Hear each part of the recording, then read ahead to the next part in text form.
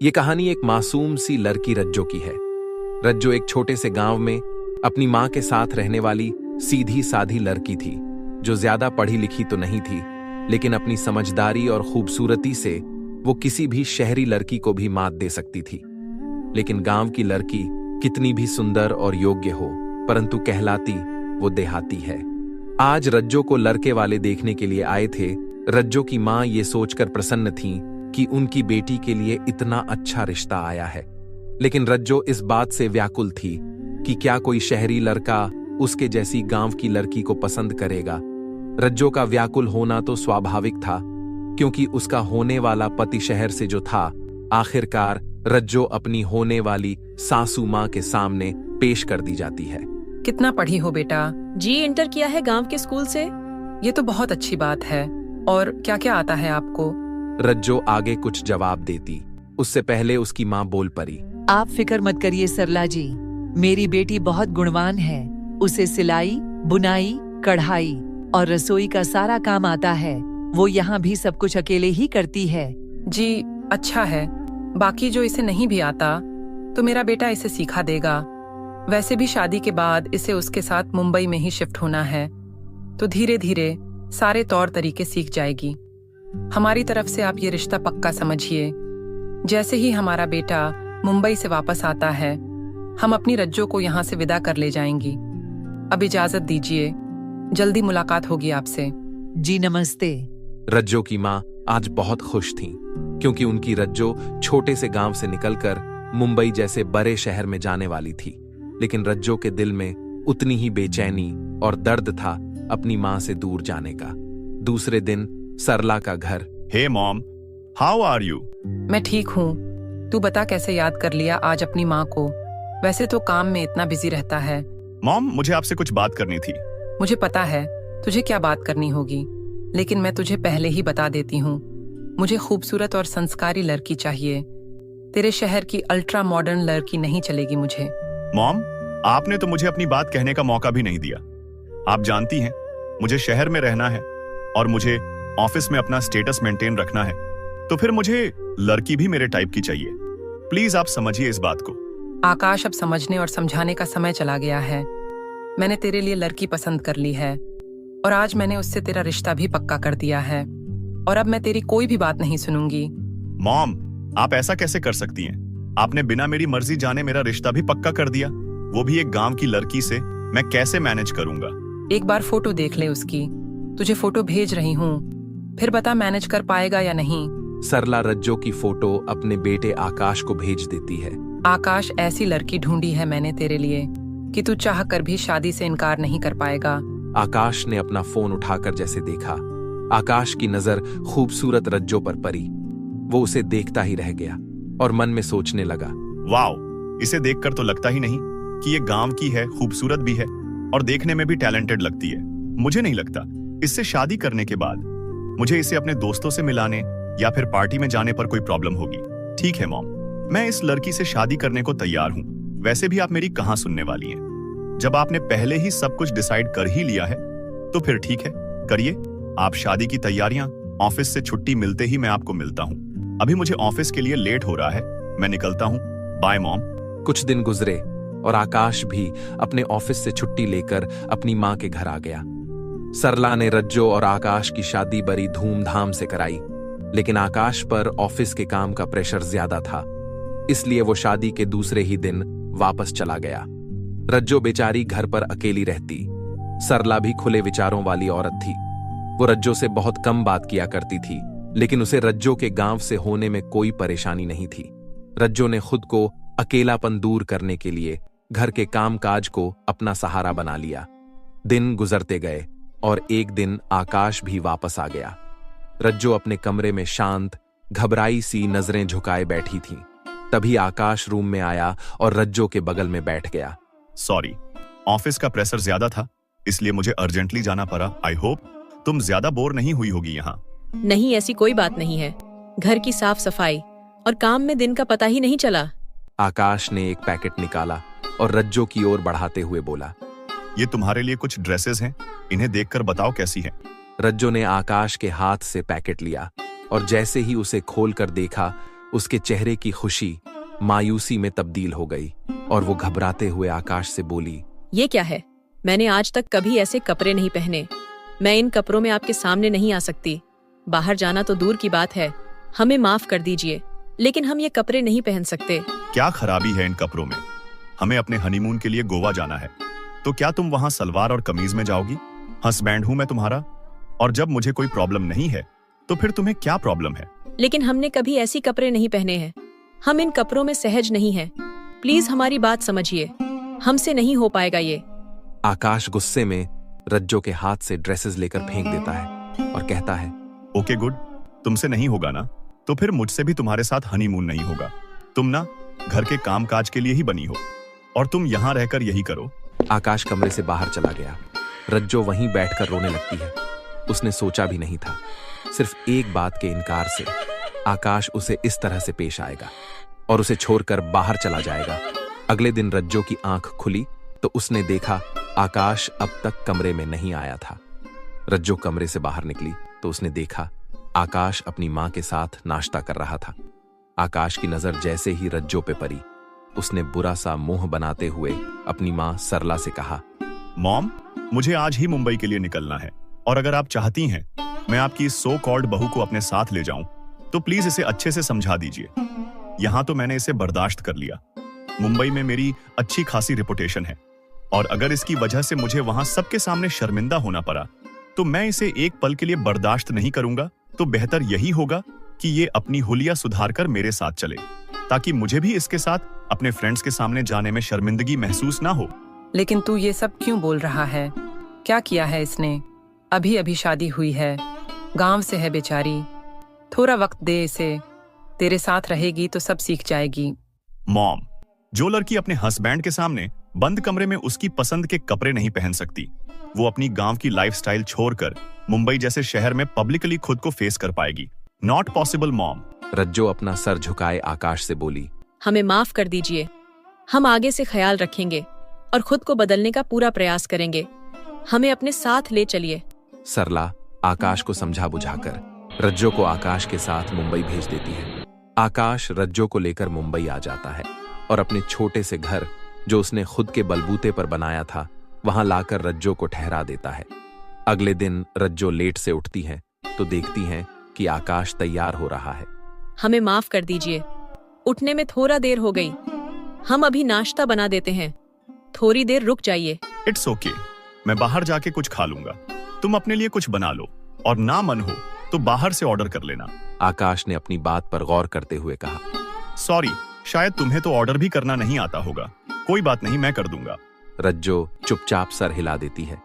आकाश ने जाते जाते फिर रज्जो से कहा, सुनो, आज शाम को मेरे बॉस और मेरे कुछ फ्रेंड्स तुमसे मिलने आने वाले हैं, इसलिए अच्छे से रेडी हो जाना। उनके सामने मेरी नाक मत कटाना। मुझे उम्मीद है तुम आज भी मुझे उन सब के सामने निराश नहीं करोगी। मैंने तुम्हारे लिए कुछ कपड़े भी ऑर्डर कर दूंगा, तुम तैयार रहना, ओके? और कोई कमी नहीं होनी चाहिए। रज्जो चुपचाप सर हिलाकर हाँ बोल देती है और आकाश ऑफिस के लिए निकल जाता है और रज्जो घर पे अकेली रह जाती है। रज्जो का अकेले मन नहीं लग रहा था। वो पूरे घर में इधर उधर चक्कर काट रही थी। तभी डोर बेल बजी। रज्जो ने दरवाजा खोला तो सामने डिलीवरी बॉय पार्सल लिए खड़ा था। रज्जो ने पार्सल ले लिया और दरवाजा बंद कर लिया। अंदर आकर रज्जो ने पार्सल खोला।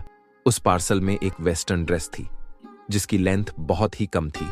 रज्जो की आंखें फटी की फटी रह जाती हैं और वो ड्रेस को देखती हुई बोली, आकाश जी, मुझे अपने दोस्तों से इस कपड़े में मिलाना चाहते हैं। वो ऐसा सोच भी कैसे सकते हैं? हम किसी बाहर के लोगों के सामने ऐसे कपड़े पहनेंगे? रज्जो ने उस ड्रेस को वापस से पैक कर दिया और खुद घर के कामों में लग गई। रज्जो ने पूरा घर अच्छे से साफ किया और आकाश के दोस्तों के लिए खाना तैयार किया।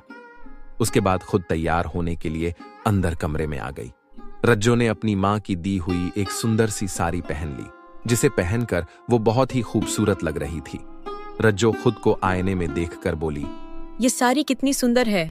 पता नहीं आकाश जी क्यों नहीं समझते। स्त्री की सुंदरता उसके शरीर को दिखाने से प्रतीत नहीं होती, बल्कि सुंदरता की पहचान तो व्यक्तित्व से होती है। रज्जो तैयार होकर आकाश के आने का इंतजार कर रही थी। इंतजार करते करते उसकी आंख लग गई और धीरे धीरे दिन कब निकल गया उसे पता ही ना चला। आकाश भी अपने बॉस और दोस्तों के वेलकम के लिए ऑफिस से जल्दी आ जाता है। आज वो काफी ज्यादा खुश था क्योंकि उसे यकीन था कि उसके बॉस उससे खुश होकर उसका प्रमोशन कर देंगे। आकाश अंदर आया और उसने हॉल में इधर उधर देखा। उसे रज्जो कहीं नहीं दिखाई दी। उसने रज्जो को आवाज दी, लेकिन रज्जो काफी थक गई थी और उसे नींद की वजह से आकाश की आवाज सुनाई नहीं दी। आकाश रूम में गया तो उसने देखा रज्जो आराम से सो रही है। आकाश का दिमाग खराब हो गया और उसने रज्जो को जगाते हुए कहा, रज्जो उठो, ये कोई सोने का टाइम है। मैंने तुमसे बोला था ना कि शाम को हमारे गेस्ट आने वाले हैं और तुम यहाँ आराम से सो रही हो। आकाश के जोर से चिल्लाने पर रज्जो घबराकर उठ गई और आकाश से बोली, आप आ गए। मैं तुम्हें कब से आवाज दे रहा हूँ और तुम यहाँ आराम से सो रही हो। ये क्या पहना है तुमने? मैंने तुम्हारे लिए कपड़े मंगवाए थे ना, फिर ये साड़ी क्यों पहनी तुमने? रज्जो, आज मेरे लिए बहुत खास दिन है और आज के दिन अगर तुम्हारी वजह से मेरा तमाशा बना तो मैं बिल्कुल भी बर्दाश्त नहीं करूंगा। रज्जो कुछ कहती, उससे पहले ही डोर बेल बज जाती है। मुझे लगता है वो लोग आ गए। अब इतना टाइम तो है नहीं कि तुम अपना हुलिया बदलो, इसलिए ये सारी ही ठीक है। लेकिन एक बात का ख्याल रखना, मेरे बॉस और मेरे दोस्तों के सामने अच्छे से पेश आना, उनसे अच्छे से इंग्लिश में बात करना। उन्हें बिल्कुल भी पता नहीं चलना चाहिए कि तुम गांव से हो। इतना तो तुम कर ही सकती हो। अब मैं बाहर जा रहा हूं, जब मैं तुम्हें बुलाऊं तो तुम बाहर आ जाना और प्लीज थोड़ा कॉन्फिडेंस के साथ, ऐसे डर डर कर बिहेव मत करना उन सबके सामने। रज्जो सर हिला देती है और आकाश बाहर जाके डोर ओपन कर देता है और मेहमानों का वेलकम कर उन्हें इज्जत के साथ बैठने को बोलता है। सभी बैठ जाते हैं। आकाश के घर उसके बॉस और उनकी वाइफ के साथ आकाश के 2 ऑफिस के लोग रितिका और अभय भी साथ आए हुए थे। रितिका और अभय स्पेशली आकाश की वाइफ से मिलना चाहते थे क्योंकि शादी से पहले आकाश ने उन सब से अपनी फ्यूचर वाइफ को लेकर बहुत सारी बातें बोली थीं कि उसे सुपर मॉडल बीवी चाहिए जो उसके लेवल की होनी चाहिए। रितिका को इस बात की बहुत तकलीफ थी कि आकाश ने उसका शादी का प्रपोजल ठुकराकर अपनी मां की पसंद की लड़की से शादी की। उसे बस एक बहाना चाहिए था, आकाश को उसकी गलती का एहसास दिलाने के लिए। यार आकाश, अब क्या बातों से ही पेट भरता रहेगा? हम यहाँ स्पेशली जिनसे मिलने आए हैं उनसे भी तो मिलवा दें। और अब तो पेट में चूहे भी दौड़ भाग करने लगे हैं। आखिर कहाँ छिपा कर रखा है भाभी को? जल्दी से हमें भी मिलवा दें। हाँ आकाश, हमें भी तो मिलवाओ अपनी सुपर मॉडल वाइफ से। हम बहुत एक्साइट हैं तुम्हारी वाइफ से मिलने के लिए, तभी तो अपना इतना कीमती समय निकालकर तुम्हारी वाइफ से मिलने आए हैं। हाँ आकाश, बिल्कुल, मुझे भी तुम्हारी वाइफ से मिलना है और मुझे पूरा यकीन है तुम्हें भी पसंद है, तो कुछ तो खास होगा तुम्हारी वाइफ में। क्यों नहीं सर, जरूर, मैं अभी बुलाता हूँ उसे। आकाश उठकर रूम में आ गया और रज्जो से बाहर आने को बोला और फिर से वापस बाहर आकर बैठ गया। सबकी नजरें आकाश की वाइफ के बाहर आने का इंतजार कर रही थीं। तभी रज्जो बाहर निकली। अपने सामने नए लोगों को देखकर रज्जो का शरीर कांप रहा था। वो धीरे धीरे कदमों से चलकर उनके सामने जाकर खड़ी हो गई। सबकी दृष्टि रज्जो पे टिकी हुई थी। आकाश रज्जो को घूर कर देखा और इशारे से हेलो बोलने को कहा। रज्जो ने आगे बढ़कर अपने हाथ जोड़कर सबसे नमस्ते किया तो आकाश के बॉस उठकर रज्जो के पास आए और अपना हाथ रज्जो की तरफ बढ़ाते हुए बोले, hello, I am Robin, your husband boss, and this is my wife Ritu. Rajjo ने गांव के स्कूल में हिंदी मीडियम से पढ़ाई की थी, इसलिए उसे ज्यादा इंग्लिश समझ नहीं आती थी। इंग्लिश के कुछ ही शब्द उसे पता थे। वो हिचकिचाते हुए आकाश की ओर देखती है। आकाश उसे गुस्से से घूरते हुए हाथ मिलाने को बोलता है तो रज्जो अपना हाथ बढ़ा देती है। उसके बाद अभय उठकर रज्जो के पास आया और बोला, हेलो भाभी, मैं अभय और ये रितिका, आकाश के ऑफिस के दोस्त। क्या हम आपका नाम जान सकते हैं? जी, मेरा नाम रज्जो है। ओके, आइए भाभी, हमारे साथ आकर बैठिए। रज्जो सबके साथ जाकर बैठ जाती है। थोड़ी देर सब बातें करते हैं, जिनमें से कुछ बातें रज्जो को समझ आती हैं और कुछ उसके दिमाग के ऊपर जाती है। आकाश ने सोचा, रज्जो के ज्यादा देर सबके साथ रहने और उनसे बातें करने से कहीं कोई गड़बड़ ना हो जाए, इसीलिए उसने रज्जो को सबके लिए डिनर लगाने को बोलकर उसे अंदर भेज दिया। रज्जो अंदर आकर सबके लिए डिनर लगाने की तैयारी करने लगती है। रज्जो के जाने के बाद रितिका को जैसे ही मौका मिला वो आकाश के पास आकर बैठ गई और उसे धीरे से बोली, इस गवार के लिए तुमने मुझे छोड़ दिया, मेरा शादी प्रपोजल ठुकरा दिया तुमने। गुड, तुम इसे ही डिजर्व करते हो। बट एक बात बोलूं, तुम्हारी भलाई के लिए इस अजूबे को कहीं पार्टी में ले जाने से पहले इसे अच्छे से टेंट कर देना, कैसे लोगों से मिलते हैं, और खासकर इसे टेबल मैनर्स जरूर सिखा देना, क्योंकि कहीं ऐसा ना हो इसी वक्त यहाँ डिनर पे ही तुम्हारा तमाशा बन जाए। क्योंकि जिसे लोगों से मिलने की तमीज नहीं है उसे टेबल मैनर्स क्या खाक आते होंगे। जब इसे अच्छी एजुकेशन दे देना तभी दोबारा किसी को इससे मिलने के लिए बुलाना बेटर होगा तुम्हारे लिए। आकाश रितिका की बातें सुनकर अंदर ही अंदर गुस्से की आग में जल रहा था। आज रज्जो की वजह से रितिका ने उसे इतनी खरी खोटी सुनाई थी। थोड़ी देर में रज्जो खाना लगा देती है और सब खाने बैठ जाते हैं। रज्जो को खाना बनाना बहुत अच्छी तरह से आता था, इसलिए सबको खाना बहुत पसंद आया। वाह भाभी, इतना अच्छा खाना तो हमने कभी किसी 5 स्टार होटल में भी नहीं खाया, जितना अच्छा आपने बनाया है। रज्जो अभय की बात सुनकर हल्का मुस्कुरा देती है और मन में सोचती है, गांव के लोगों को ज्यादा इंग्लिश नहीं आती, उनका रहन सहन अलग होता है, तो ये शहरी उन्हें गवार बोलते हैं। और जब बात खाने की है तो इन्हीं शहर वालों को गांव का खाना शहर के खाने से उम्दा लगता है। कैसी सोच है ये? जब गांव का खाना अच्छा हो सकता है तो गांव के लोग अच्छे क्यों नहीं लगते इन्हें? रज्जो अपनी सोच में लगी हुई थी। तभी रितिका ने जानबूझकर रज्जो से खाने को बोला, क्योंकि वो जानती थी कि रज्जो को छुरी और कांटे से खाना नहीं आता होगा। वो चाहती थी कि रज्जो की वजह से आकाश को शर्मिंदगी महसूस हो। रज्जो ने आकाश की तरफ देखा तो आकाश ने उसे खाने के लिए इशारा किया। रज्जो को सच में छुरी कांटे से खाना नहीं आता था, इसलिए वो खाना नहीं चाहती थी। रहने दो रज्जो, जो काम तुमसे होना नहीं है उसके लिए इतनी तकलीफ क्यों उठाना? तुम अपने हाथों से ही खाना खाओ। खाना खाने के बाद सब अपने अपने घर वापस चले गए और रज्जो आकाश के साथ अकेली रह गई। आकाश अपने दोस्तों के सामने रज्जो से कुछ नहीं कह पाया, लेकिन उन सब के जाते ही उसके सब्र का बांध टूट गया। आकाश गुस्से से रज्जो की तरफ बढ़ा और उसका हाथ पीछे से मोड़ते हुए बोला, बहुत फिक्र है ना तुम्हें मेरी? अगर इतनी ही फिक्र है तो फिर क्यों मेरी सेल्फ रिस्पेक्ट को हर रोज चोट पहुंचाती हो तुम? बहुत बड़ी गलती हो गई जो तुम्हारी खूबसूरती देखकर तुमसे शादी कर ली। तुम्हारी वजह से मेरी इज्जत खाक में मिल गई है। आज मेरी एक्स ने मुझे तुम्हारी वजह से इतनी जली कटी सुनाई, कल तक वो मेरे आगे पीछे घूमती थी, लेकिन आज तुम्हारी वजह से मेरे ये दिन आ गए हैं कि कोई भी ऐरा गैरा मुझे आकर टोन मारकर चला गया। लेकिन मैंने तो अपनी तरफ से पूरी कोशिश की थी और आपके दोस्तों को मेरा खाना भी पसंद आया, फिर आप गुस्सा क्यों हो रहे हैं? उन लोगों को सिर्फ तुम्हारा खाना पसंद आया है, तुम नहीं। और मुझे एक अच्छी लाइफ पार्टनर चाहिए थी जो मेरे साथ उठने बैठने लायक हो, मेरे साथ पार्टी अटेंड करने लायक हो। मुझे अच्छा खाना बनाने वाली कोई बावर्ची नहीं चाहिए थी।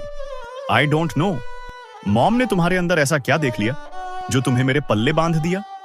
मुझे लगा तुम खूबसूरत हो, मेरे साथ रहोगी तो धीरे धीरे तुम्हें मेरे साथ मेरे तरीके से रहने की आदत हो जाएगी। लेकिन नहीं, मैं गलत था। तुम मेरी वाइफ बनने के लायक थी ही नहीं।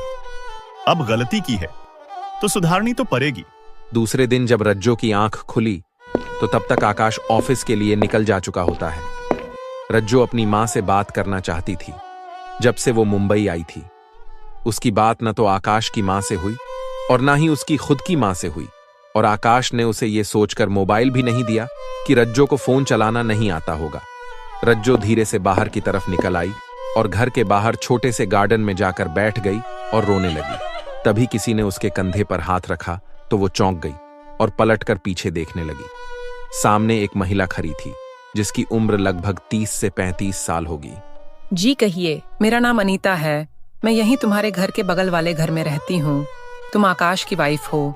जी। तुम्हारा नाम क्या है? रज्जो। रज्जो क्या, मैं तुमसे कुछ देर बात कर सकती हूँ?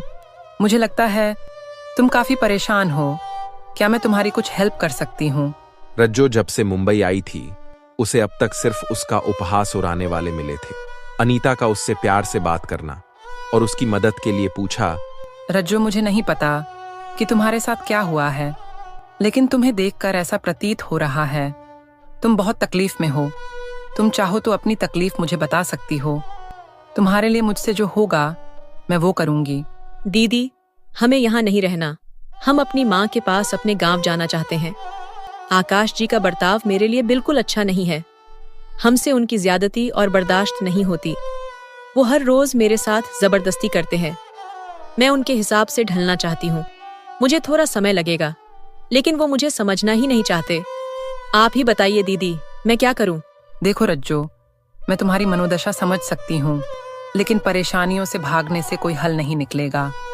मैं भी एक छोटे से गांव से हूँ और ज्यादा पढ़ी लिखी भी नहीं हूँ। शुरू में मुझे भी काफी कठिनाइयों का सामना करना पड़ा, लेकिन धीरे धीरे मैं यहाँ सहज हो गई, क्योंकि मेरे साथ मेरे पति थे, जिन्होंने कभी भी मुझे खुद से कम नहीं आंका, बल्कि हमेशा मेरे साथ हमसाये की तरह खड़े रहे। और आज मैं खुद एक महिला संगठन की सदस्य हूँ। दीदी, इसी बात का तो कष्ट है। मेरे साथ तो मेरे पति हैं ही नहीं। मैं तो बिल्कुल अकेली हूँ।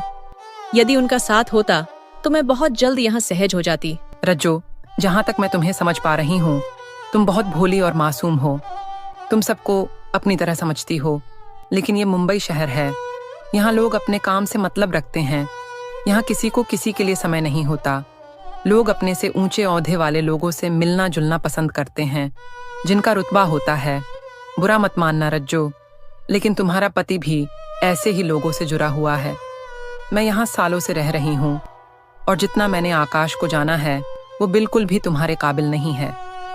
तुम एक मासूम लड़की हो, और तुम्हारा पति उतना ही चालाक और अय्याश टाइप का इंसान है। शादी से पहले मैंने उसे रोज एक नई लड़की के साथ उसके घर पर देखा है। मैं तुम्हें तुम्हारे पति के खिलाफ भड़का नहीं रही, बल्कि उसकी सच्चाई से तुम्हें अवगत करा रही हूँ। मैं तुम्हें यही सलाह दूंगी, तुम अपने पति के सामने खुद को कमजोर मत दिखाओ, बल्कि अपने हक के लिए लड़ो। उसकी ज्यादती मत बर्दाश्त करो, और सबसे बड़ी बात, तुम खुद को इस काबिल बना लो कि वो खुद तुम्हारे आगे पीछे घूमे। रोने से काम नहीं चलेगा रज्जो। खुद के लिए फाइट करो और अपनी जिंदगी को एक नई दिशा दो।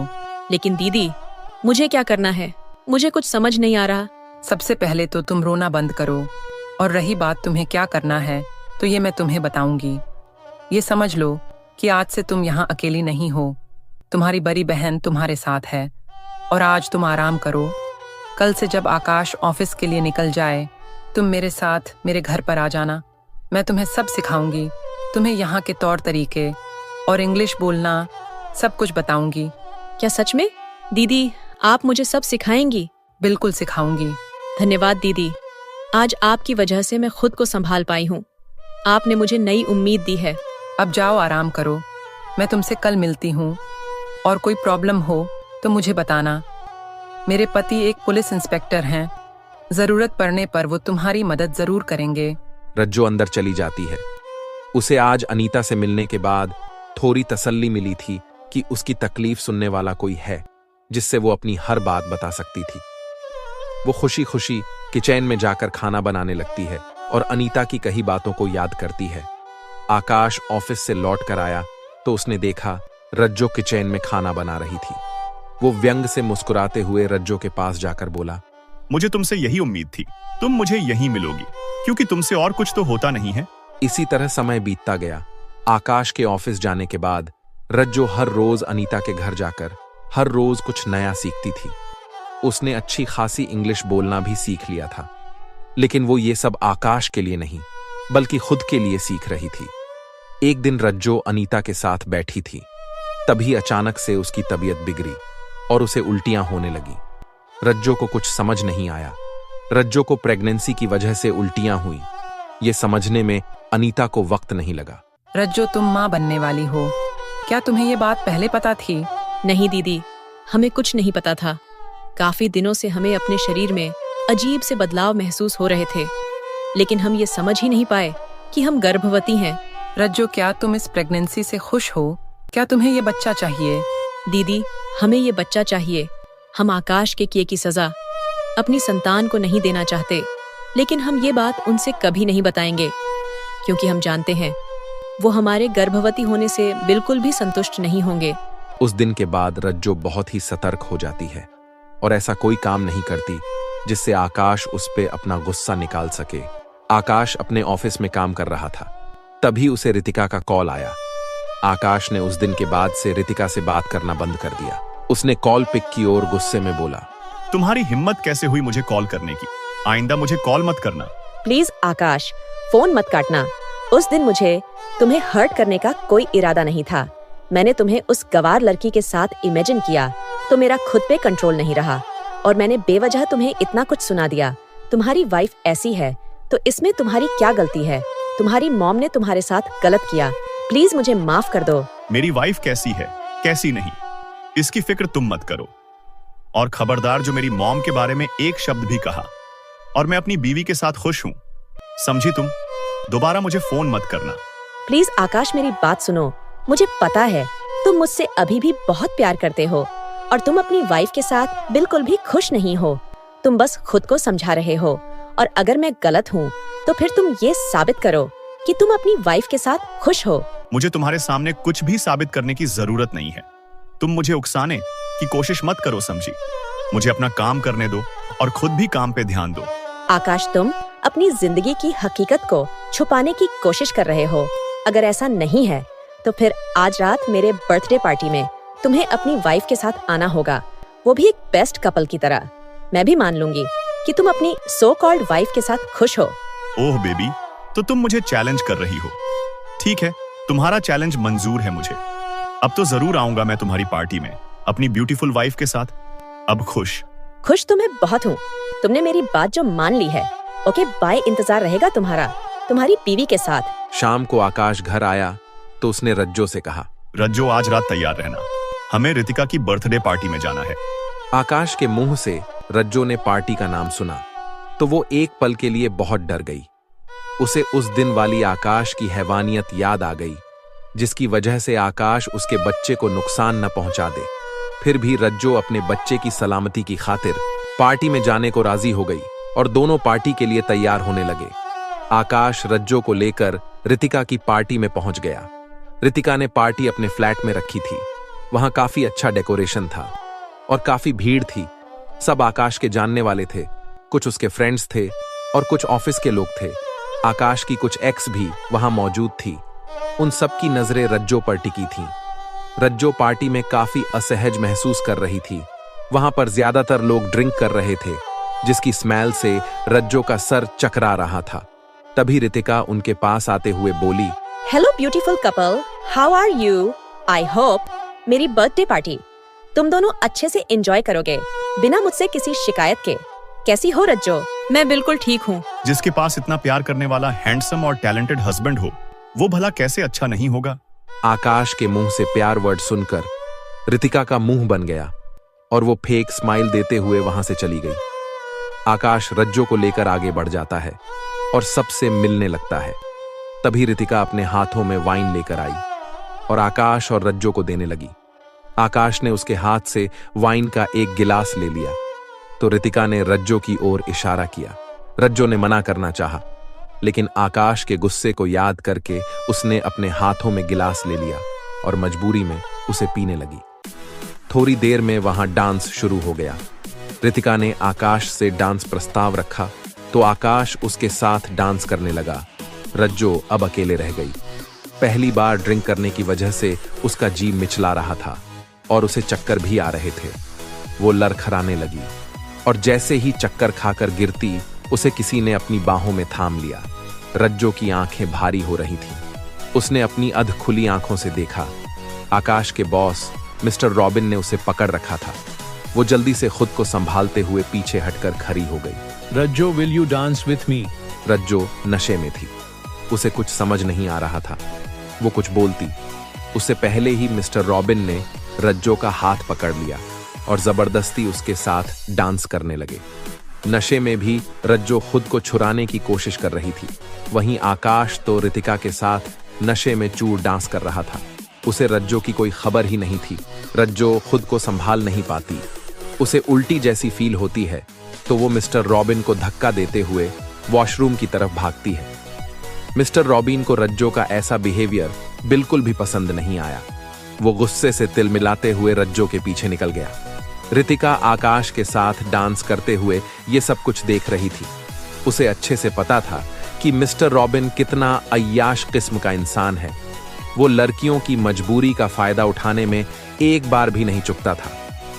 रितिका को सबके सामने रज्जो का तमाशा बनाना था, ताकि आकाश को उसकी गलती का एहसास हो और वो फिर से उसकी जिंदगी में वापस आ जाए। रज्जो भागते हुए वॉशरूम ढूंढने लगती है।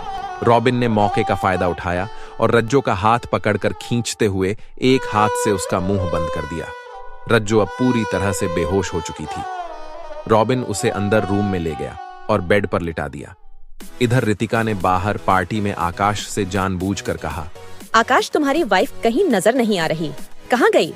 कहीं ऐसा तो नहीं उसे यहाँ कोई और पसंद आ गया और वो उसी के साथ मजे कर रही हो? आकाश नशे में था, फिर भी अचानक से रितिका की बात सुनकर उसने गुस्से से रितिका का हाथ पीछे मोड़ते हुए बोला, क्या बकवास है ये? तुम फिर से शुरू हो गई। तुम्हारे साथ थोड़ा टाइम क्या स्पेंड कर लिया, तुम फिर से सर पर चढ़ने लगी। आकाश, इतना बेवकूफ भी मत समझो अपनी उस गवार बीवी को। मैंने उसे अभी अभी बॉस के साथ नशे में चूर होकर रूम की तरफ जाते देखा है, और क्या पता वो अकेले रूम में हो और क्या कर रहे हो। तुम ही बताओ, वो तुम्हें यहाँ दिखाई दे रही है। आकाश गुस्से में पार्टी से निकलकर रितिका के रूम की तरफ जाने लगा और उसके पीछे पीछे रितिका भी चली गई। जैसे ही वो दोनों रूम के अंदर पहुंचे, वहां का नजारा देखकर उनकी आंखें फटी की फटी रह गई। अपने बॉस रॉबिन और रज्जो को एक साथ देखकर आकाश का खून खौल उठा। उसने चिल्लाते हुए रज्जो को आवाज दी। मिस्टर रॉबिन उठकर आकाश के पास आकर बोला, देखो आकाश, मेरी कोई गलती नहीं है इसमें। तुम्हारी वाइफ ने मुझे फोर्स किया, और अगर औरत खुद अपनी मर्जी से मेरे साथ सोने को तैयार है तो मैं कैसे रोक सकता था? मुझे अपनी बीवी से बात करना है, आपसे नहीं। प्लीज आप जाइए यहाँ से। आकाश मिस्टर रॉबिन से कुछ नहीं कह सकता था, क्योंकि वो उसकी रोजी रोटी का जरिया था। अपने बॉस से भिड़ना मतलब अपनी नौकरी गंवाना। आकाश ने बेहोश रज्जो को उठाने की कोशिश की। जब वो नहीं उठी तो उस पे पूरा जग पानी उड़ेल दिया, जिससे रज्जो को होश आया और वो उठकर बैठ गई। रज्जो कुछ समझ पाती और अपनी सफाई में कुछ कहती, उससे पहले ही आकाश ने उसे जोर का एक चाटा जड़ दिया। प्लीज हमारी बात सुनिए, हम यहाँ खुद नहीं आए। आपके बॉस ने हमें मजबूर किया। उन्होंने मेरे साथ जबरदस्ती की। हमने उन्हें रोकने की बहुत कोशिश की, लेकिन हम। रज्जो पूरी बात कहती, उससे पहले ही रितिका ने उसे खींचकर बेड से उठाते हुए कहा, तुम्हारे जैसी घटिया औरत नहीं देखी मैंने। कितनी संस्कारी बनती थी तुम, और यहाँ इतना घिनौना काम कर रही थी, और ऊपर से एक शरीफ मर्द पर इल्जाम लगा रही हो। जब सामने से ऑफर देगी तो कौन सा मर्द पीछे हटेगा? हमारी बात समझने की कोशिश कीजिए। जैसा आप लोग समझ रहे हैं वैसा बिल्कुल भी नहीं है। आपके बॉस मुझे जबरदस्ती यहाँ लेके आए थे। मैंने उन्हें रोकने की बहुत कोशिश की थी। आकाश रज्जो को खींचता हुआ बाहर ले गया और बोला, तुम्हारा फैसला तो आज ही होगा। बहुत बर्दाश्त कर लिया मैंने तुम्हें। तुम जैसी गांव की गवार को मैंने अभी तक बर्दाश्त किया, लेकिन तुम्हारे जैसी कैरेक्टरलेस लड़की को मैं एक पल के लिए भी बर्दाश्त नहीं करूंगा। आकाश पार्टी से वापस घर आ जाता है और रज्जो का सारा सामान उठाकर बाहर फेंकने लगा। रज्जो रोती बिलखती रही। खुद को सच्चा साबित करने के लिए उसके पास कोई साक्ष्य नहीं था। कोई गुनाह किए बगैर वो आकाश की नजर में गुनहगार बन चुकी थी। रज्जो ने आकाश को समझाने की बहुत कोशिश की, लेकिन आकाश ने उसकी एक न सुनी और रज्जो को बाहर निकालते हुए बोला, मैंने बहुत बड़ी गलती कर दी तुमसे शादी करके, और उससे भी बड़ी गलती तुम्हें इतने मौके देता रहा। बार बार तुम्हारी गलतियों को नजरअंदाज करता रहा। मैंने तुम्हें सुधारने के कई मौके दिए, लेकिन मुझे नहीं पता था मॉडर्न होने का मतलब तुम्हारे लिए किसी और के साथ सोना है। एक देहाती बीवी के साथ मैं अपनी लाइफ फिर भी काट लेता, लेकिन एक चरित्रहीन बीवी के साथ अपनी जिंदगी काटना मेरे लिए नामुमकिन है। इसलिए अपनी सामान उठाओ और दफा हो जाओ मेरी नजरों से। आकाश जी, हमारे साथ ऐसा मत करिए।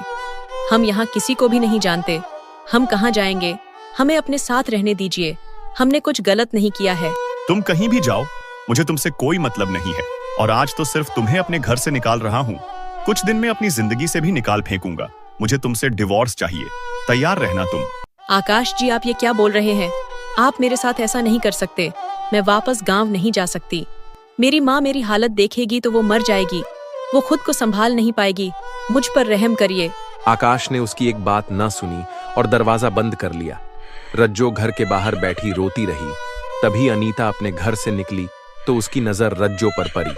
वो द्वार कर उसके पास आई और उसे उठाकर अपने साथ घर ले आई। रज्जो की हालत बिल्कुल भी ठीक नहीं थी। अनीता ने रज्जो को पानी दिया और उसे आराम से बिठाया।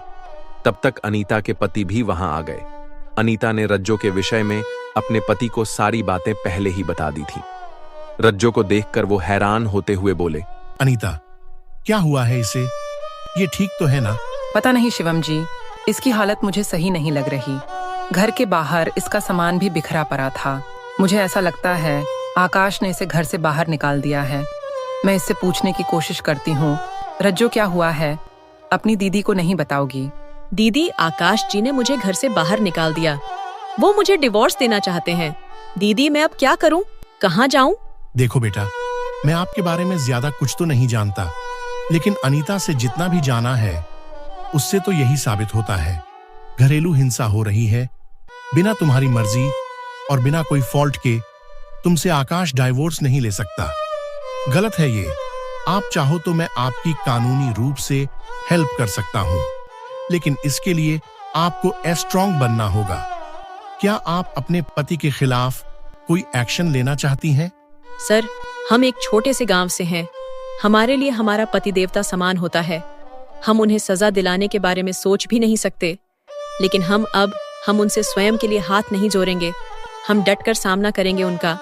उन्हें उनकी गलतियों का एहसास जरूर होगा।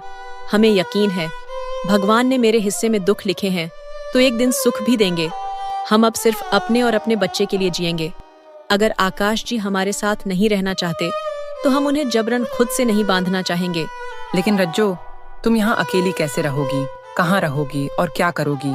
तुम आकाश को सजा भी नहीं दिलाना चाहती और अपनी माँ के पास भी नहीं जाना चाहोगी। ऐसे कैसे होगा? दीदी, क्या आप हम पर थोड़ी सी मेहरबानी करेंगी? मुझे अपने घर में थोड़ी सी जगह दे दीजिए। बदले में मैं आपका सारा काम कर दिया करूंगी। प्लीज दीदी। अनीता ने शिवम की तरफ देखा तो शिवम ने इजाजत दे दी। ठीक है रज्जो, तुम मेरे साथ मेरे घर में रह सकती हो और तुम्हें लगता है कि ऐसी हालत में तुम्हारी अनीता दीदी तुमसे अपने घर के काम कराएगी। तुम जब तक चाहो यहाँ आराम से रह सकती हो। रज्जो खुश होकर अनीता को गले लगा लेती है।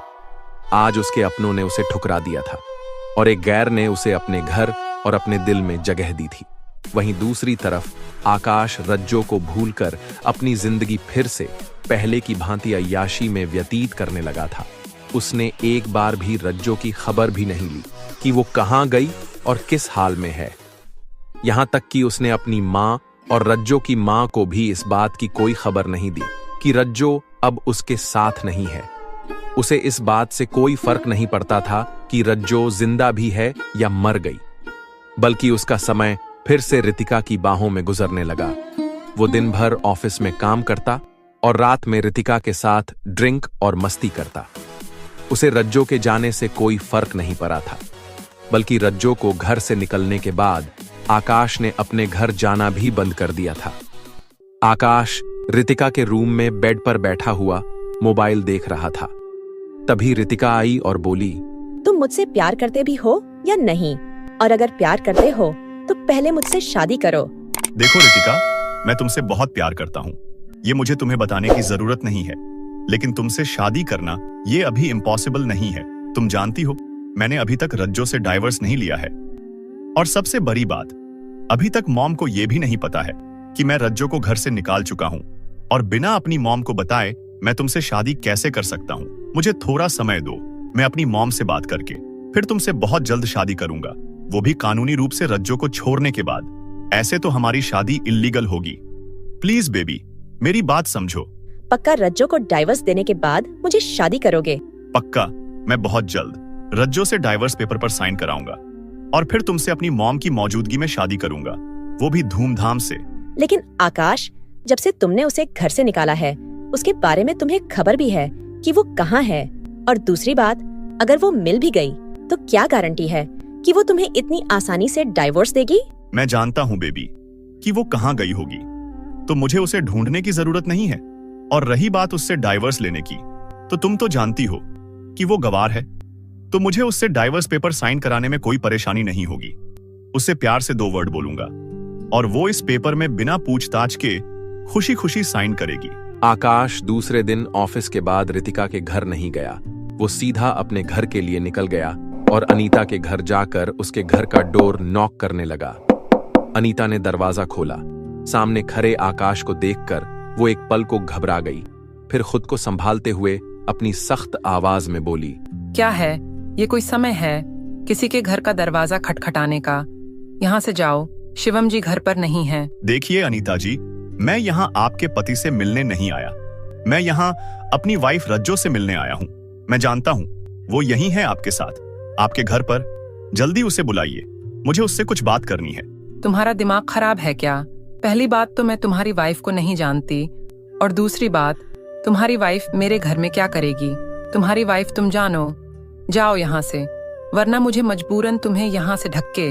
अनीता जी, मैं आपसे तमीज से बात कर रहा हूँ और आप अपने दरवाजे पर आए हुए मेहमान को धक्के मारकर भगाने की बात कर रही हैं। और जहां तक मैं आपको जानता हूँ, आपको समाज सेवा और लोगों के घर में ताक झांक करने का बहुत शौक है। और रही बात मेरी वाइफ की, तो अब मुझे पक्का यकीन है कि वो आपके ही पास है। जिस तरह से आप मुझसे बिहेव कर रही हैं, इससे ये साबित होता है। इसीलिए मुझे जबरदस्ती करने पर मजबूर मत करिए और मुझे मेरी वाइफ से मिलने दीजिए। देखो आकाश, तुमने जो रज्जो के साथ किया है, उसके बाद तो तुम्हें उसके सामने भी नहीं आना चाहिए था।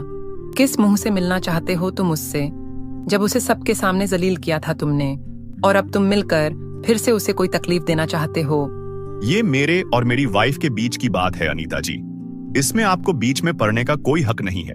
आप होती कौन है मुझसे ये सब बातें बोलने वाली? आकाश और अनीता में बहस चल ही रही थी कि तभी रज्जो पीछे से तेज आवाज में बोली, आप कौन होते हैं अनीता दीदी से ये सवाल करने वाले?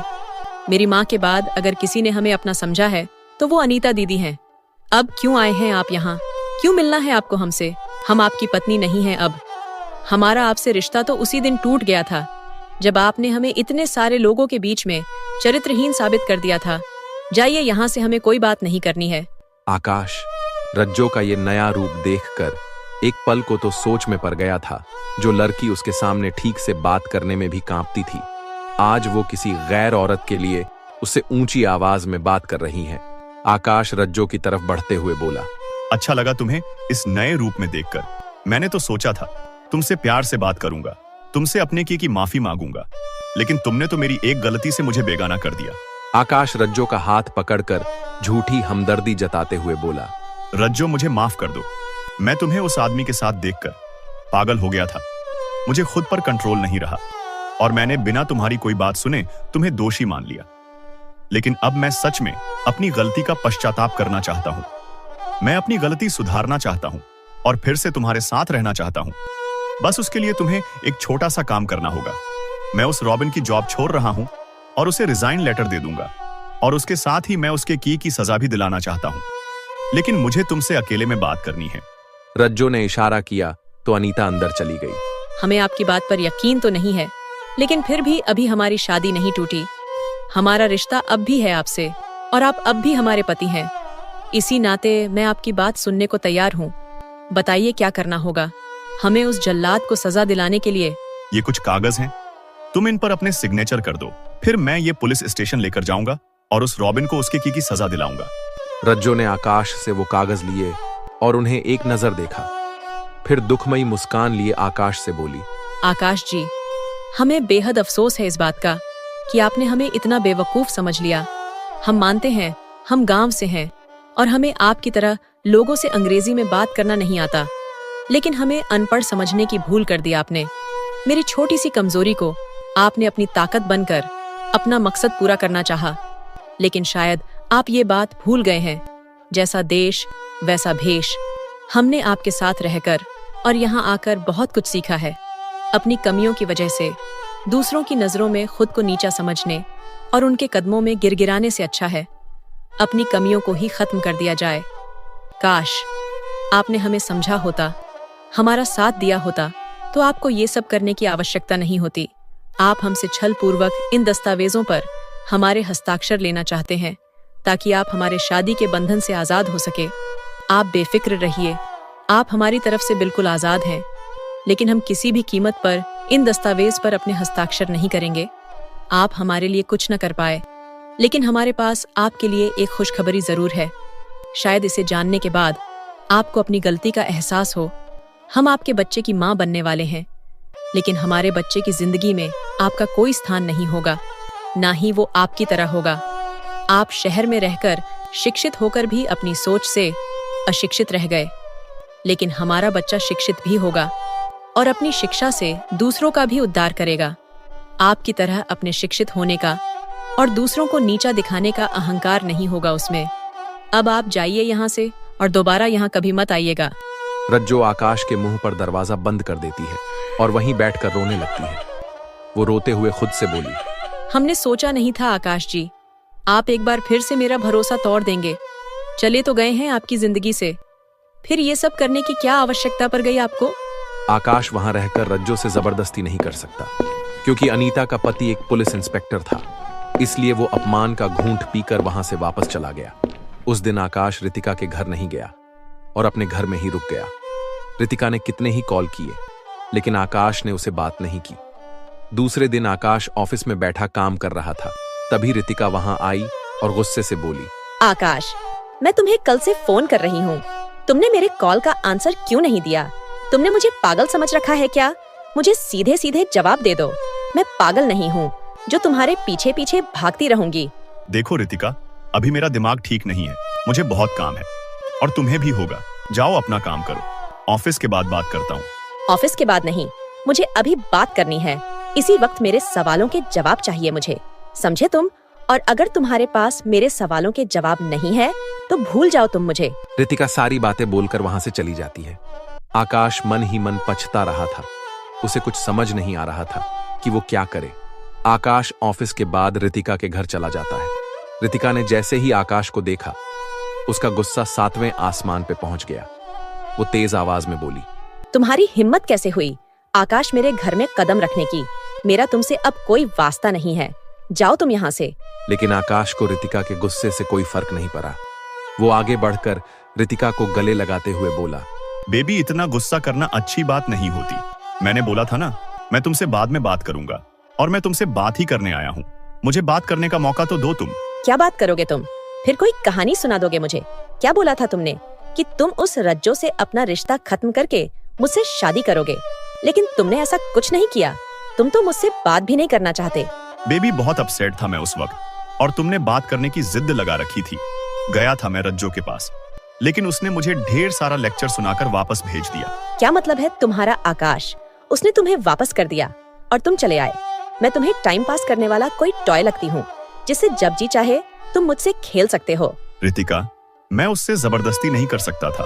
पहली बात, वो मेरे बच्चे की माँ बनने वाली है, और दूसरी बात, वो जिस घर में रह रही है वो एक पुलिस इंस्पेक्टर है। मैं ऐसा कोई काम नहीं करना चाहता जिससे मेरी या तुम्हारी लाइफ में कोई प्रॉब्लम आए। ओह, तो ये बात है, तुम्हारी वाइफ प्रेग्नेंट है और इसलिए तुम बिना उससे डाइवोर्स पेपर पर सिग्नेचर लिए वापस चले आए। कहीं तुम्हारा फैसला तो नहीं बदल गया? कहीं तुम अपने बच्चे के लिए मुझे धोखा देने की तो नहीं सोच रहे? बेबी, मैं ऐसा कुछ भी नहीं सोच रहा हूँ, और वैसे भी मुझे यकीन नहीं वो बच्चा मेरा है भी या नहीं। जो औरत मेरे बॉस के साथ सो सकती है वो किसी और के साथ भी सो सकती है। मुझे सिर्फ तुम्हारे साथ रहना है। ठीक है, तो फिर उसके लिए तुम्हें आज ही मुझसे शादी करनी होगी। मुझे उससे कोई फर्क नहीं पड़ता तुम्हारा रज्जो से डाइवोर्स हुआ या नहीं। तुम्हारी मॉम मेरे साथ तुम्हारी शादी के लिए रेडी है या नहीं। मुझे इन सब बातों से कोई फर्क नहीं पड़ता। मुझे बस तुमसे शादी से मतलब है। अगर तुम मुझसे आज ही शादी कर सकते हो तो बोलो, वरना दोबारा मुझसे मिलने की जरूरत नहीं है। ठीक है बेबी, करूंगा मैं तुमसे शादी, क्योंकि मेरे पास अब कोई और ऑप्शन नहीं है। रेडी हो जाओ तुम। हम अपनी शादी एक मंदिर में करेंगे और वहां सिर्फ हम दोनों होंगे, ना कोई दोस्त, ना ही कोई फैमिली वाला होगा, क्योंकि ये शादी गैर कानूनी है। इसलिए हमें ये शादी गुप्त रखनी होगी। ठीक है, मुझे तुम्हारी सारी बातें मंजूर है। उसी दिन आकाश और रितिका एक मंदिर में जाकर गुप्त तरह से शादी कर लेते हैं और रितिका आकाश की वाइफ बन जाती है। दोनों को अपने रिश्ते का नाम मिल चुका था। धीरे धीरे समय व्यतीत होता गया और रज्जो की डिलीवरी डेट भी नजदीक आने लगी। वो अपने बच्चे के आने की खुशी में आकाश को भूल चुकी थी। उसने मान लिया था कि आकाश उसकी जिंदगी से जा चुका है और वो वापस उसके पास कभी नहीं आएगा। रज्जो अब अपनी माँ से भी कभी कभी बात कर लिया करती थी, लेकिन उसने अपनी माँ से ये बात छुपा कर रखी थी कि आकाश अब उसके साथ नहीं है। रज्जो अपनी माँ से सिर्फ अपने और अपने बच्चे की बातें किया करती थी। उसकी माँ जब कभी आकाश को पूछती तो वो ऑफिस का बहाना करके बात को टाल दिया करती थी। ऐसे ही वक्त गुजरता गया। और वो घड़ी भी आ गई जब रज्जो की गोद में उसका बच्चा आने वाला था।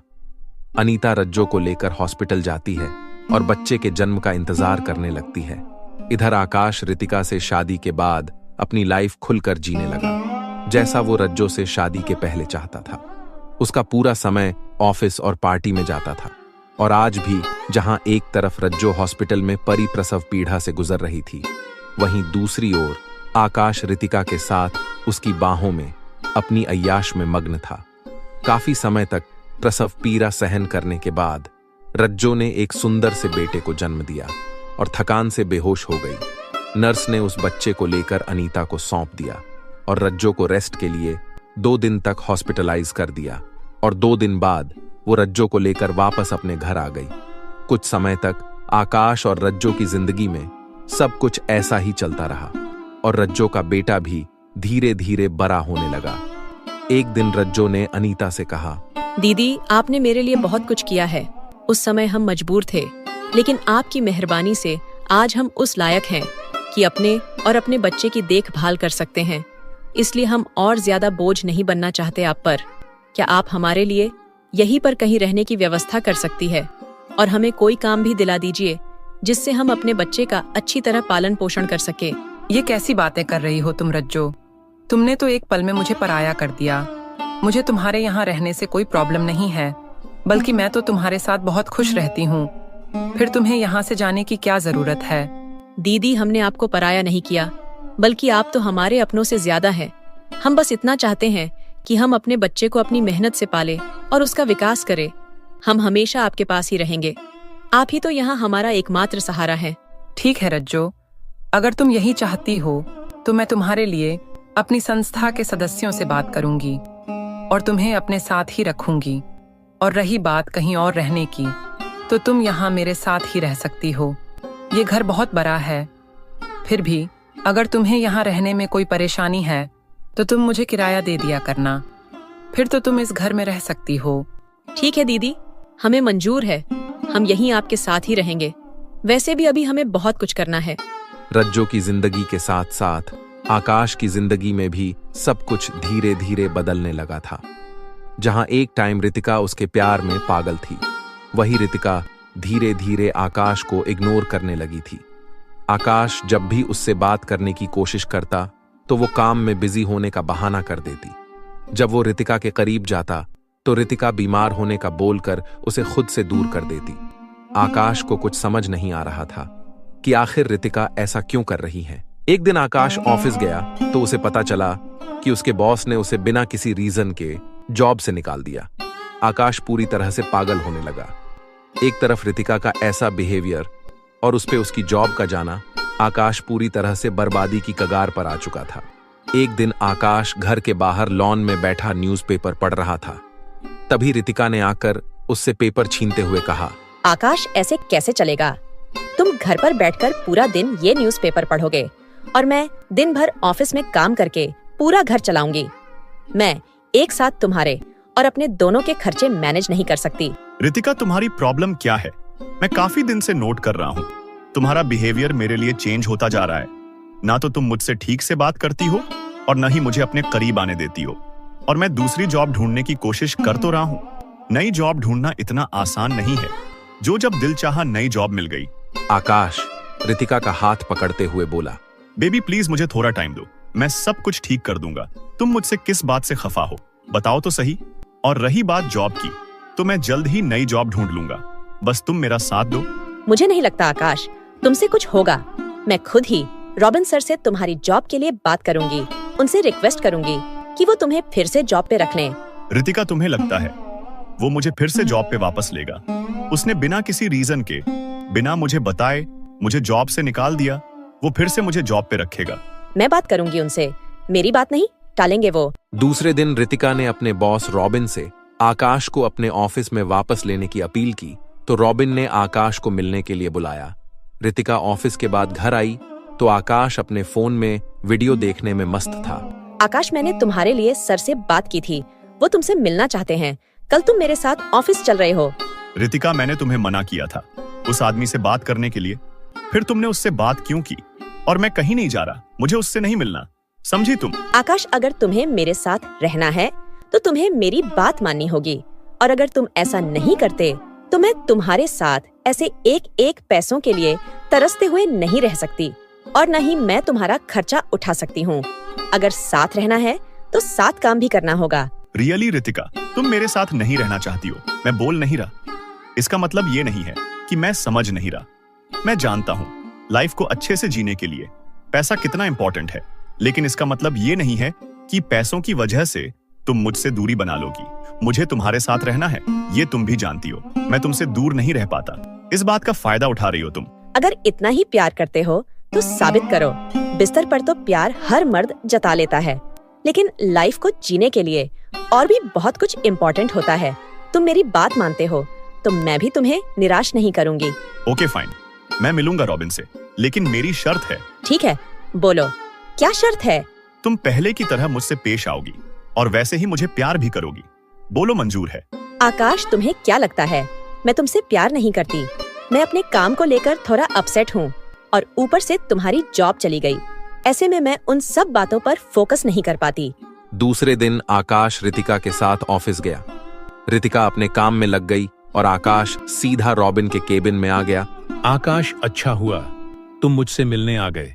तुम्हें ऑफिस से निकालने के बाद मुझे रियलाइज हुआ कि मैंने तुम जैसे काबिल इंसान को अपनी जॉब से हटाकर गलत किया। इसलिए रितिका के बात करने पर मैंने तुम्हें यहाँ बुलाया। मुझे कुछ बात करनी है तुमसे। बैठो। जी सर। आकाश, मुझे बिजनेस के सिलसिले में गोवा ट्रिप पर जाना था, लेकिन यहाँ भी काफी वर्क पेंडिंग है। तो मेरे मन में तुम्हारा ख्याल आया, तो मैंने सोचा क्यों ना तुम इस ट्रिप पर चले जाओ, और हो सकता है तुम्हें इस ट्रिप पर जाने का अच्छा फायदा मिले और तुम्हारी प्रमोशन हो जाए। सिर्फ 2 महीने की बात है, तो बताओ क्या तुम इस ट्रिप पर जाना चाहते हो? आकाश ने मजबूरी में ट्रिप पर जाने की हामी भर दी और चुपचाप वापस आ गया। रितिका ने आकाश को बाहर देखा तो जल्दी से उसके पास आई और बोली, क्या हुआ आकाश? क्या बोला सर ने? क्या वो तुम्हें तुम्हारी जॉब वापस दे रहे हैं? आकाश ने रितिका की तरफ देखा और बिना जवाब दिए गुस्से में पैर पटकते हुए वहां से निकल गया। रितिका को कुछ समझ नहीं आया, लेकिन उसने कुछ नहीं कहा और चुपचाप काम में लग गई। रितिका शाम को जब ऑफिस से वापस आई तो आकाश से बोली, क्या हुआ आकाश? क्या बोला सर ने? क्या वो तुम्हें तुम्हारी जॉब वापस दे रहे हैं? रितिका, वो मुझे बिजनेस ट्रिप पर गोवा भेजना चाहता है।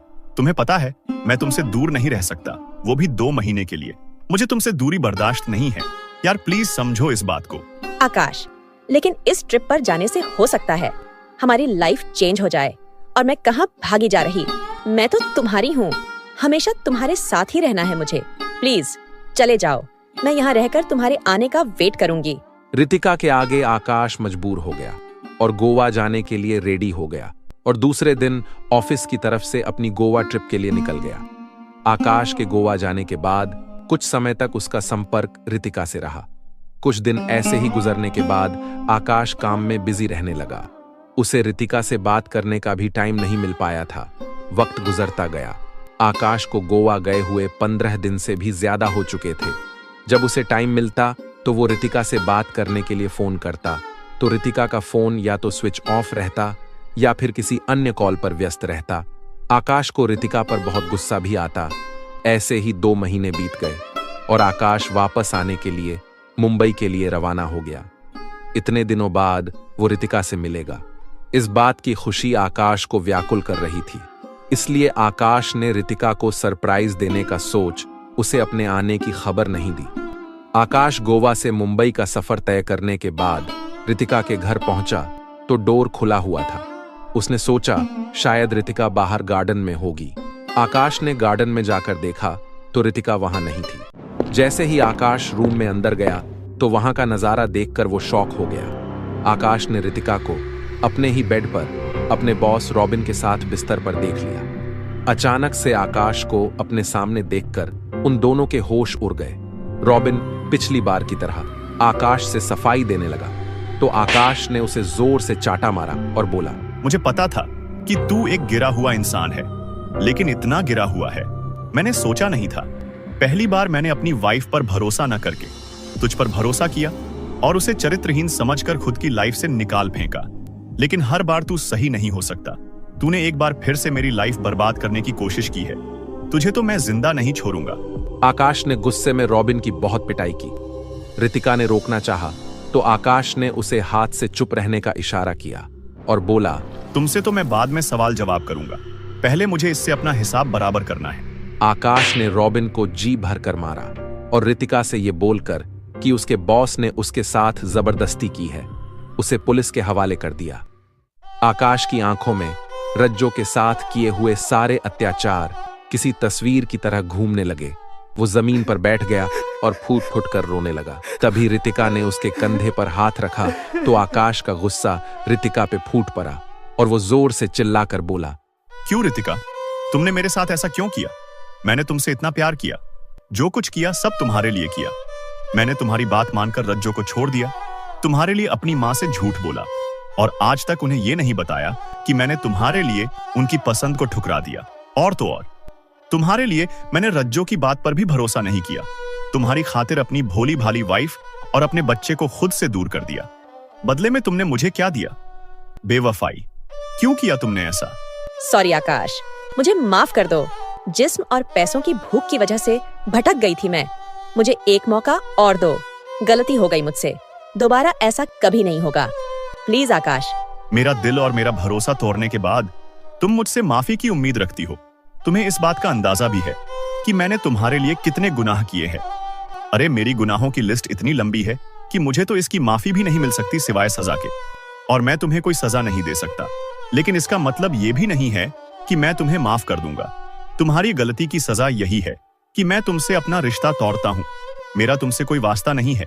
अब मैं जो भी करूंगा सिर्फ अपने लिए करूंगा। मैं रज्जो से जाकर अपने किए की माफी मांगूंगा, और अगर मेरे गुनाहों की वो मुझे सजा भी देगी तो वो भी सह लूंगा, लेकिन तुम्हारे साथ एक पल भी नहीं रहूंगा। आकाश, तुम मुझे ऐसे छोड़कर नहीं जा सकते। तुमने शादी की है मुझसे, प्यार करते हो तुम मुझसे। ऐसा नहीं कर सकते तुम। अगर तुमने मुझे मजबूर किया तो मैं तुम्हारी पुलिस में कंप्लेन करूंगी। वाह रितिका, कैसा प्यार है तुम्हारा और कितना फर्क है तुम में और रज्जो में।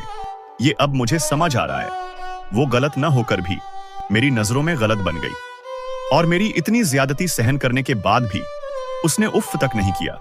पुलिस में कंप्लेन करना तो दूर की बात है। और एक तुम हो जिसे मैंने इतना प्यार किया, जिसके लिए इतना कुछ किया, वो खुद गलती करने के बाद भी मुझे जेल भेजने की सोच रही है। लेकिन बेबी, तुम शायद ये भूल गई हो कि मैं भी तुम्हारी तरह एजुकेटेड हूं। मुझे फंसाना इतना आसान नहीं है, क्योंकि मुझे जेल भेजने के लिए तुम्हारे पास कोई वजह तो होनी चाहिए। तो क्या वजह है तुम्हारे पास मेरे खिलाफ कंप्लेन करने की? क्योंकि मेरी तुमसे शादी तो कानून की नजरों में गैर कानूनी है। तो क्या बोलोगी तुम? तुम्हें तो मुझ पर प्राउड होना चाहिए था कि मैंने तुमसे सच्चे दिल से शादी की और तुम्हारे साथ रिश्ते को निभा भी रहा था। लेकिन तुम्हें मेरी वफा रास नहीं आई बेबी। रितिका के पास कोई जवाब नहीं था। वो चुपचाप खरी खरी रोती रही और फिर से आकाश से खुद को माफ करने और छोड़कर ना जाने की दुहाई देती रही।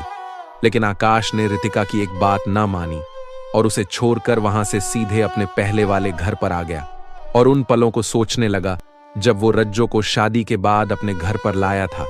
आकाश की आंखों से आंसू बह रहे थे। वो खुद से ही बरबराते हुए बोला, मैं तुम्हारा गुनहगार हूं रज्जो। पता नहीं मैं खुद को तुम्हारे सामने कैसे लाऊंगा, कैसे तुमसे माफी मांगूंगा। मैंने क्या कुछ नहीं किया तुम्हारे साथ, क्या कुछ नहीं कहा। तुम्हारे गांव से होने का, तुम्हारे रहन सहन का, और यहां तक कि तुम्हारे चरित्र का भी लोगों के सामने मजाक बनाया। मैं तो माफी के लायक भी नहीं हूं। मैंने तो अपने बच्चे को भी नाजायज मान लिया। किस मुंह से माफी मांगू मैं, और किस किस गुनाह की माफी मांगू। लेकिन मैंने सोच लिया है, तुम मुझे कितना भी भगाओ, लेकिन बिना तुमसे माफी लिए मैं वापस नहीं आऊंगा। आकाश खुद से बातें करते करते सो गया। जब उसकी आंख खुली तो वो उठकर बैठ गया। आकाश उठकर बाहर आ गया और बाहर गार्डन में बैठ गया। तभी उसे अनीता बाहर दिखाई दी। वो उठकर तुरंत उसके पास पहुंच गया।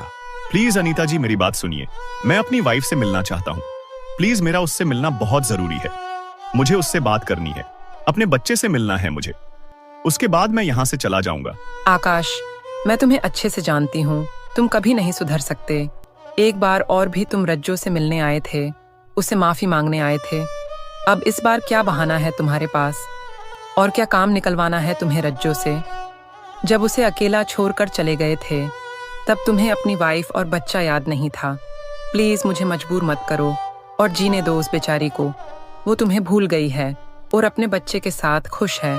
आकाश अनीता के पैरों में गिर गया और रोते हुए बोला, मैं जानता हूं मैं यकीन करने के लायक नहीं हूं, लेकिन प्लीज इंसानियत के नाते एक बार मुझ पर भरोसा कर लीजिए। मेरा यकीन मानिए, मैं किसी मकसद से यहां नहीं आया हूं, बल्कि मैं रज्जो से माफी मांगने आया हूं। एक बार अपने बच्चे को देखना चाहता हूं, उसे अपनी गोद में लेना चाहता हूं। प्लीज मेरे हालत को समझिए। मुझे मेरे गुनाहों की सजा मिल चुकी है, फिर भी अगर रज्जो चाहे तो मुझे कोई भी सजा दे सकती है। मैं सब हंसकर सह लूंगा। प्लीज मुझ पर तरस खाइए अनीता जी। अनीता ने आकाश को पहली बार इतना बेबस और लाचार महसूस किया था। उसकी हालत पर तरस खाकर अनीता उसे अंदर ले गई, जहां रज्जो अपने बेटे के साथ बातें कर रही थी, उसके साथ खेल रही थी। रज्जो ने जैसे ही आकाश को देखा तो अपनी नजरें फेर लीं और बोली, दीदी, आप इन्हें यहाँ क्यों लाई है? मुझे इनकी शक्ल से भी नफरत है। अनीता कुछ बोलती, उससे पहले ही आकाश रज्जो के सामने हाथ जोड़कर घुटने के बल बैठ गया और रोते हुए बोला, रज्जो प्लीज मेरी बात सुनो। मैं जानता हूं मैं माफी के लायक नहीं हूं। अरे मैं तो तुम्हारी नफरत के भी लायक नहीं हूं, लेकिन प्लीज हो सके तो मुझे माफ कर दो। मुझे अपनी गलतियों का पछतावा है। मुझे इस बात का एहसास हो चुका है कि तुम मेरे लिए बिल्कुल सही थी। तुम्हारे जैसी लाइफ पार्टनर मिलना किस्मत की बात है और मैंने अपनी ही किस्मत को ठोकर मार दी है। लेकिन मैं जानता हूं तुम मुझे माफ कर दोगी। तुम्हारा दिल बहुत बड़ा है, तुम मेरे जैसी बिल्कुल भी नहीं हो। मैं इतने बड़े शहर में रहकर, एजुकेटेड होकर भी तुमसे पीछे रह गया और तुम अपने संस्कारों और अपने विचारों से मुझसे आगे निकल गई। मैं तुम्हें और अपने बच्चे को अपनी लाइफ में वापस चाहता हूं रज्जो। मुझे बस एक और मौका दे दो। मैं इस बार तुम्हें निराश नहीं करूंगा। मैं अपनी गलतियों का पश्चाताप करूंगा और तुम्हें पूरे सम्मान के साथ अपनी जिंदगी में दोबारा जगह दूंगा और हमेशा तुम्हारा साथ दूंगा, तुम्हारा सम्मान करूंगा। आकाश रज्जो से अपनी जिंदगी में वापस आने की भीख मांग रहा था, लेकिन रज्जो चाहते हुए भी आकाश पर विश्वास नहीं कर पा रही थी। उसकी आंखों से आंसू बह रहे थे। तभी अनीता के हस्बैंड इंस्पेक्टर शिवम वहां आए और अनीता ने उन्हें सारा माजरा सुना दिया। इंस्पेक्टर शिवम आकाश के पास आए और बोले, आकाश, तुमने जो कुछ रज्जो के साथ किया है, सच कहूं तो तुम्हें उसकी सजा मिलनी चाहिए। लेकिन ये इस लड़की की नेकी है जो तुम्हें सजा नहीं दिलाना चाहती। लेकिन इसका मतलब ये नहीं है कि रज्जो को तुम्हारे ऊपर फिर से विश्वास करना चाहिए। इस बात की क्या गारंटी है कि तुम फिर से रज्जो के साथ बदसलूकी नहीं करोगे? और ये फैसला रज्जो खुद करेगी। बोलो रज्जो, क्या तुम आकाश के साथ फिर से रहना चाहती हो? क्या तुम उसे फिर से एक मौका देना चाहती हो? आकाश के साथ साथ अनीता और शिवम भी रज्जो के जवाब का इंतजार कर रहे थे। रज्जो ने बहुत सोच विचार किया और फिर आकाश से बोली, आकाश जी, यदि आपको सच में अपने के पर पछतावा है और आप हमें और हमारे बच्चे को अपने जीवन में फिर से चाहते हैं, तो मैं आपके साथ आने को तैयार हूँ। लेकिन मेरी आपसे कुछ शर्तें हैं, क्योंकि हमारे लिए आप पर फिर से आंख मूंद कर भरोसा करना संभव नहीं है। इसलिए हम अपने और अपने बेटे के उज्जवल भविष्य के लिए आपसे कुछ कानूनी दस्तावेजों पर आपके हस्ताक्षर चाहते हैं, जिनमें ये लिखा होगा कि आपके द्वारा किए हुए मुझ पर अत्याचार की आपको क्या सजा मिलेगी और आप भविष्य में की हुई अपनी गलतियों की सजा के लिए तैयार हैं। बोलिए आकाश जी, क्या आपको मेरा प्रस्ताव स्वीकार है? रज्जो, मुझे तुम्हारी हर बात मंजूर है। तुम जैसा चाहो, जो चाहो करो, बस मेरी लाइफ में वापस आ जाओ और मेरा यकीन मानो। तुम्हें इन सब चीजों को करने की जरूरत नहीं पड़ेगी। मैं ऐसी कोई नौबत आने ही नहीं दूंगा। मैं तुम्हें और अपने बच्चे को हमेशा खुश रखूंगा और अपने सारे फर्ज निभाऊंगा। फिर भी तुम्हें मुझ पर यकीन नहीं है, तो मैं तुम्हारे दिए हुए उन पेपर पर अपने सिग्नेचर करने को तैयार हूं। मुझे कोई परेशानी नहीं है। सर, आप हमारा एक काम करेंगे? क्या आप मेरे लिए कानूनी रूप से एक दस्तावेज तैयार करा सकते हैं, जिनमें ये साफ लिखा हो, यदि भविष्य में मुझे अपने पति से किसी भी प्रकार की प्रताड़ना मिलती है, तो मेरा पति स्वयं उस सजा के लिए तैयार है। रज्जो, इसके लिए आपको कानूनी रूप से स्पेशली कोई दस्तावेज तैयार करने की आवश्यकता नहीं है। आप चाहे तो अपनी शर्तें एक सफेद कागज पर लिखकर उस पर आकाश के सिग्नेचर ले सकती है। वो कागज भी कानून की नजरों में मान्य होगा। तो फिर ठीक है सर, आप मेरे लिए एक कागज तैयार कीजिए और उसमें हर वो बात लिखिए जो अपने पति द्वारा प्रताड़ना मिलने पर उसकी पत्नी के अधिकार में हो, यानी कि मेरे और मेरे बच्चे के हित में हो। शिवम ने रज्जो के कहने पर एक सादे कागज पर रज्जो के द्वारा बताई गई सभी बातों को लिख दिया। शिवम ने वो कागज आकाश को दिया और बोला, आकाश, अब तुम इस पर लिखो कि तुम भविष्य में हुई अपनी किसी भी गलती को स्वीकार करते हुए इन सारी सजा के हकदार हो और बिना किसी विरोध के तुम रज्जो के अधिकार उसे दोगे। आकाश ने उन पेपर पर शिवम के कहे अनुसार सारी बातें लिख दी और सिग्नेचर करके उन्हें रज्जो को सौंप दिया। रज्जो ने उन पेपर को शिवम को दे दिया और बोली, सर, ये कागज आप रखिए और यदि कभी इसकी आवश्यकता पड़ी तो मैं आपसे ले लूंगी। उसके बाद रज्जो अनीता और शिवम से विदा लेकर अपने बच्चे को लेकर आकाश के साथ उसके घर चली आई और दोनों खुशी खुशी रहने लगे।